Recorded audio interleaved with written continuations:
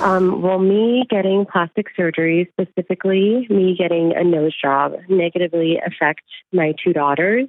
And if so, what are some things that I can do to kind of come to peace with that part of myself? Wow.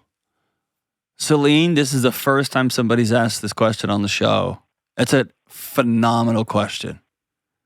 Thank you. It's like really weighing on me. I know it is. I know I feel it like is. I'm like fighting with two parts of myself. No, I totally got you. Like out of one corner of your mouth, you're telling your daughters, you're beautiful and you're strong and you could do anything and you're always enough no matter what. And then you look in the mirror and you hate what you see, huh? Like such a hypocrite, I feel like. No, I get it. Yeah. It's tough, man. It's tough. Yeah. Super tough. Yeah. All right. So go all the way back. How long have you want to get rhinoplasty? Get a nose job? Yeah. Okay. Mm-hmm. How long have you been frustrated? I can take you back. Yeah, go all the way back. The day, that it was brought to my attention, my nose. So I was 10 years old, and I was laughing. We were with family friends, and the boy next to me, he was probably a few years older than me, was like, "Oh my gosh, your nose is so big when you laugh." And I was like, "What?" Because I never knew that. I thought about that, and then I ran and I looked in the mirror, and I was like, "Oh my gosh, it is." And I feel like that kind of realization kind of like morphed into this fixation and like obsession, like from my sense then. So it's like every time I like am getting ready and I look in the mirror or I'm like in a picture with my beautiful family, and like instead of looking at that, I'm just like looking at my nose. Or if I feel beautiful in all of the ways, I'm looking at my nose. And as I grew up, I was just like, oh, like in high school and college, like, oh, okay, well, once I get my job and stuff, I'll just have surgery because that's something that you can do now. And I can just save for it. And then, like you said, I started, I had two girls who have really humbled me, put me into place, and kind of made me really take a hard look at myself. And I just feel like when I'm talking to them about themselves, I feel like I said, a hypocrite. And like, even sometimes they'll say things like my daughter, she's 4, she'll be like, "Oh my gosh, I look just like my mommy," and be so happy about it. And it makes me so happy. But then I'm like, well, what if one day I just come back and change my whole face? Like, what does that tell her? That like something's wrong with her face? Like, she needs to change when she's so happy about like looking like me and stuff. So what does, this is a twofold question. Okay. Like this is ringing true to me in such an amazing way and in a powerful way. Okay. And I think I've been pretty open in the show about my body image issues for my whole life. And I love that you pointed it back to one interaction with a 10-year-old. Because I can pull my issues back to like 3 or 4 different conversations with random people that I would not take money advice. I wouldn't take parenting advice. I don't even know what some of these people are. But their voice, man, they have a seat at my table when it comes to appearances, right? So tell me about what your husband says. Okay, so my husband, I feel like ever since up until recently, his opinion has been like, I never want to tell you what to do with your body. I want you to feel comfortable, and I want you to love how you look. And like, I fell in love with your face, right? Like, I love your face. I'm nervous to wake up to a face that's different. And I understand that this is something that you need to do to feel good, but I love your face and I don't want you to change your face. And then, I'm interested I'm interested in this. Why does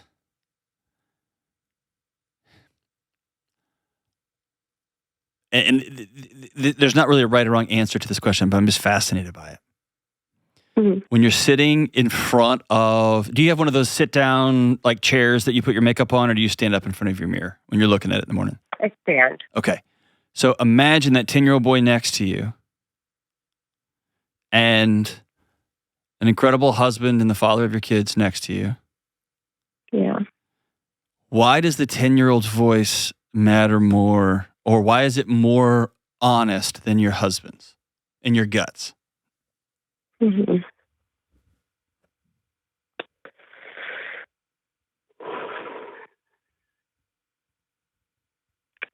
don't know. I feel like that voice has kind of become like my own There voice. you go. Like, That's it.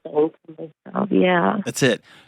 The voices that we heard as kids from our parents, from friends, from knuckleheaded little 10-year-olds. Oh my gosh, you're fat. Oh my gosh, you're so flat chested. Oh my gosh, you have zits. Oh my God, like whatever the thing is. Over time, that becomes our voice. Right? Yeah.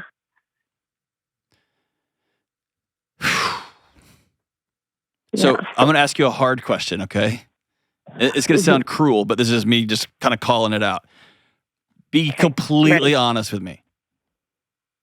Okay. Do you have a humongous nose?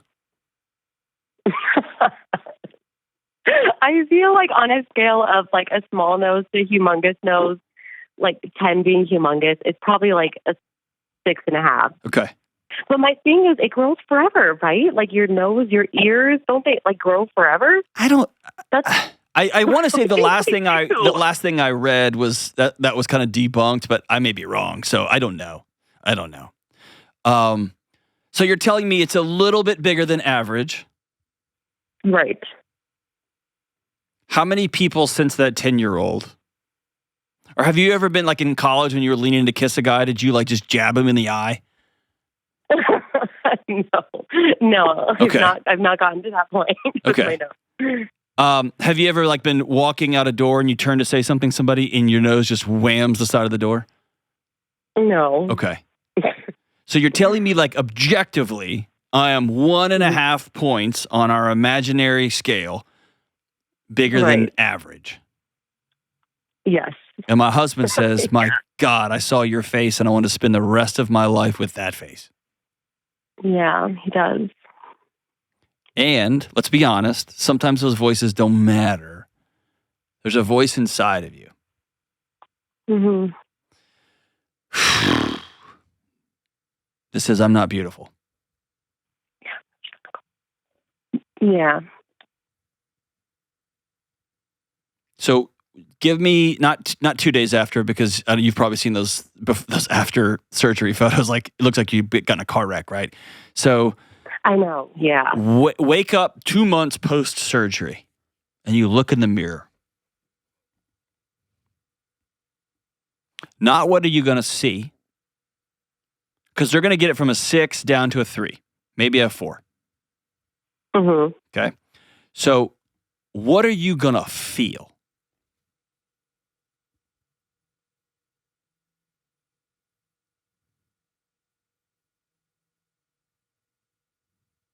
I mean, I feel like I would probably feel the same. How old are you? I'm 28. Okay. So do you think this surgery will unwind 18 years of feeling less than or not feeling beautiful enough? Yeah, I don't think it will. What would?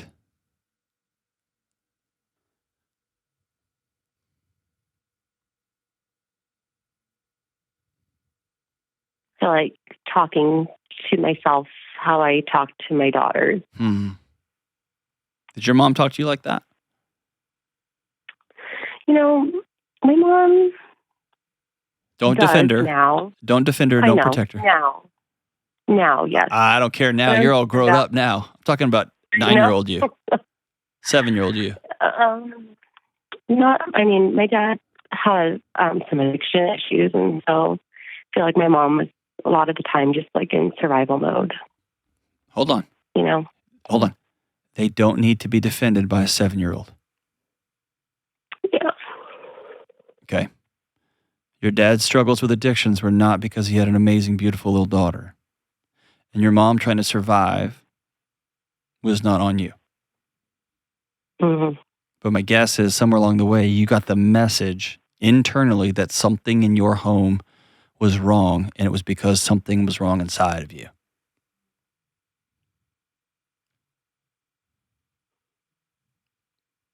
Mm-hmm. Did you and your dad ever come back together? Yeah, we tried. He's back in rehab now, which is good, but it's just so no. Just one of those things. Yeah. So no.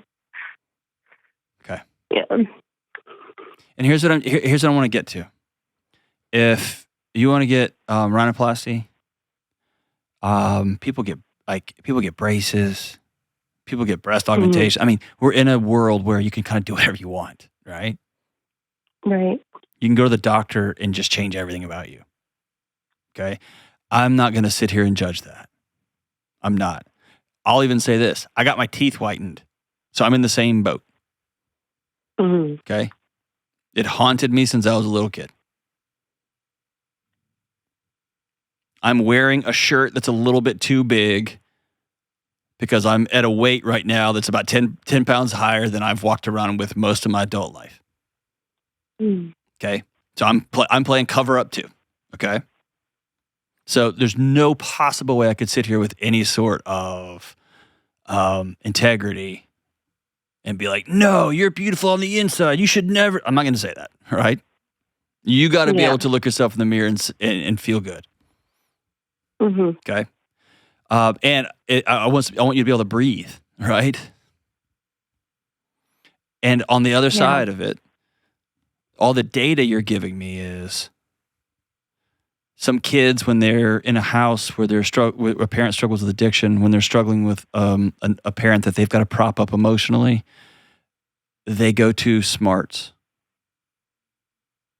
I want everyone to think I'm smart. Some people go to beauty. I always want to be beautiful. Some people go to desire. I'll sleep with 40 people because I need you to tell me that I'm beautiful, even if it's for an hour. Some people go to just covering up the whole thing with substances. Some people say, I'm going to go do it with achievement and money. But for whatever reason, you pegged beauty. And some 10-year-old gave you a ticket that said, there it is. And I don't know how this works, with all the brain chemicals, but somehow your body connected. I'm guessing. Something's wrong with me. Because if something wasn't wrong with me, my dad would hug me. If something wasn't wrong with me, my mom would stop and just hold my face and tell me, my God, you're beautiful. And then this 10-year-old idiot says, God, you got a big nose. And you're like, oh, that's it. Right? And it just gets gets stamped in a GPS pin right in the middle of your chest, and it just goes off forever.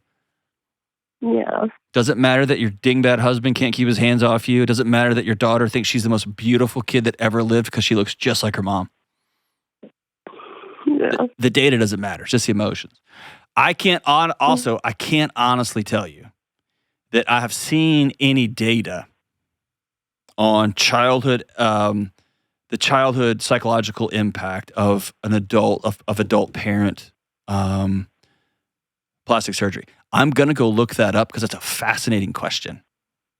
Okay? I think it's fascinating. But anecdotally, I think my gut tells me you're right. That it would be very strange for a daughter who keeps saying, look how much I look like my mommy. And everywhere they go, she's like, oh my gosh, you look just like your mommy. You're just as beautiful as your mom is. And then mom says, yeah, there's something wrong with me. I can't imagine that a child would internalize that. I don't want to put that on you. I know that's heavy, but I can't imagine there wouldn't be some sort of algorithm cranking off in your 4-year-old's mind to be like, oh, got it. Okay. Well, so when I'm older, I'm going to do this too. I'm not telling you, I don't want to tell you what to do. I don't want you to get up this phone and be like, if I ever do this has been my dream since I was a little girl. If I do this, there's something wrong with, there's not. I think you're going to have some hard conversations with your daughters as they grow up about what beauty is and all that kind of stuff. But also we live in a wild age, right? Yeah. I'm pretty sure in a few years you'll be able to gene edit like everyone's just going to come out looking like a supermodel, right? Because you'll be able to just AI it. I don't know if that's true or not, but you will have to have some hard conversations, and I trust that you can have those. I trust you're a great mom, and I trust your husband loves you like crazy, and y'all can figure that out. I'm more concerned with you understanding that beauty will always come from the inside out. And I'm so sorry your dad didn't tell you on a day-to-day basis how beautiful you are. And I'm so sorry that your mom didn't tell you how beautiful you were. And I'm so grateful that you're a mom that makes sure her daughters know how beautiful they are every day. Does your husband tell them that they're beautiful? Oh my gosh, yes. Good. Yes. Good. Yeah. Every day. every day. Yeah. And their eyes are going to roll out the back. Dude, I think my daughter's going to lose her eyes out the back of her head. She rolls them back so far. But she's going to hear it from her dad every day. Yeah. Right? So I think I jumbled everything up and didn't give you a clear answer. But the objective data you gave me is you're an amazing, beautiful person. And you're an amazing, loved, beautiful woman. And there's a story on loop that somehow says, if this was just different, then everything from the past would be okay. And that means everything in the future will be okay. And that story is just not true. Yeah. Is that fair? That's fair. You're a gangster, dude. Thank you so much. Can I tell you, thank you so much for the call.